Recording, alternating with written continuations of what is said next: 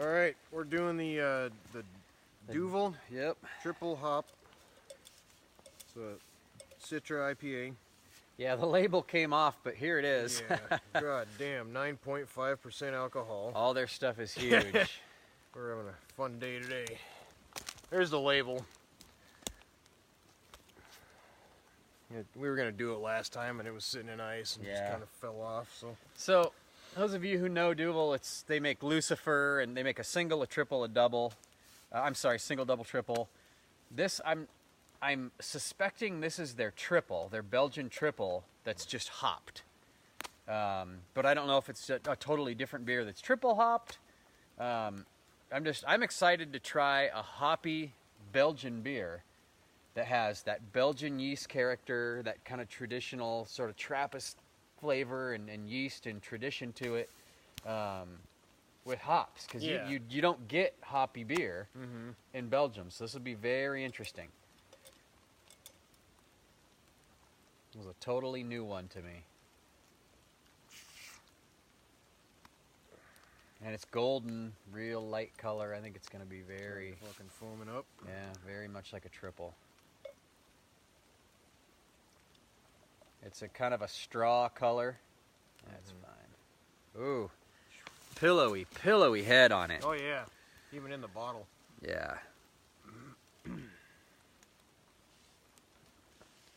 Very pillowy, very... Smells hoppy. Tight, beautiful. Fucking jump in there and land softly. Huh, that's interesting. It's I got a pine needle in mine. Oh. That's what beer in the woods is all about. Right?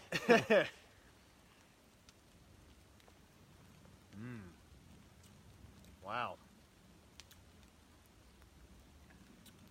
That's some strong flavor. Bitter as hell. Oh yeah. For a Belgian beer, I did not expect it to be that bitter. Right. I mean, that's very IPA-like. Oh yeah.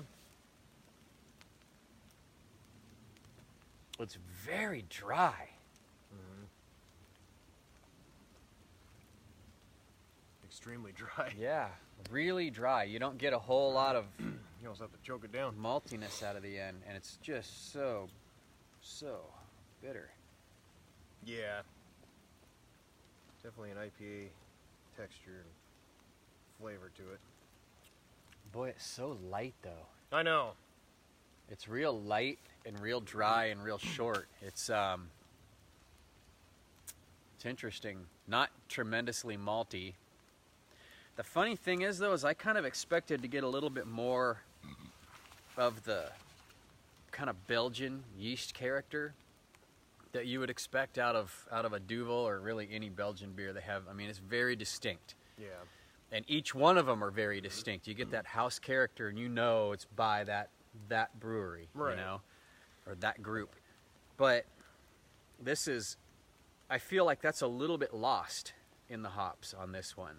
You know, those subtleties and those, just those nuances you get out of Belgian beers. I think it's a little bit overpowered in this. This, to me, is just like a really dry, really light flavored IPA. Like, not a lot of maltiness, not a lot of, there's obviously not very much caramel malt. I mean, just by the color on here. This is a very, it looks like an American lager almost. Very simple. It's well crafted, don't get me wrong, but it's much different than I thought it would be. Very dry. Like, I mean, extremely. Well, I'll tell you what, you taste that fucking booze. Yeah. Was it 6.8 or something? No, it was 9 point yeah, something. never mind. I was way off on that one. Yeah. 9.5. Well, as dry as this is, it'd be good with like a fucking chili or a soup of some sort. Like, It would be. It would actually be good with richer foods like that. Yeah. You know, it would be good with some spicy stuff too.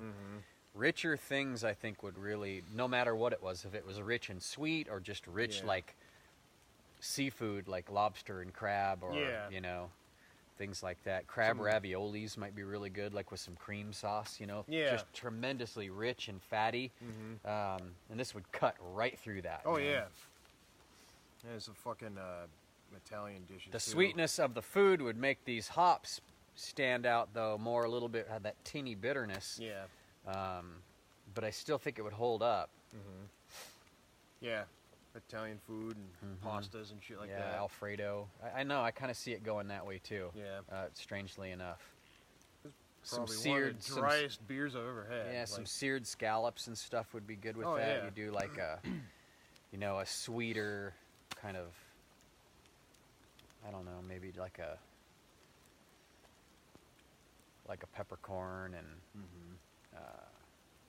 you know, butter and I was gonna say a little bit of this in there with the sauce. Yeah.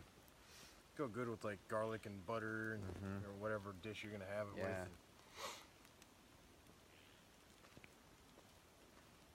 Yeah, very alcoholic.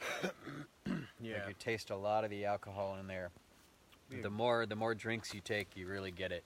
Be a good out one, of it. like cold day in front of the fire, fucking nice and warm. Mm-hmm. Fucking in home or out in the woods, like be cool. Yeah, I don't see drinking a whole lot of these, No. you know, in the middle of summer, hanging out in the backyard.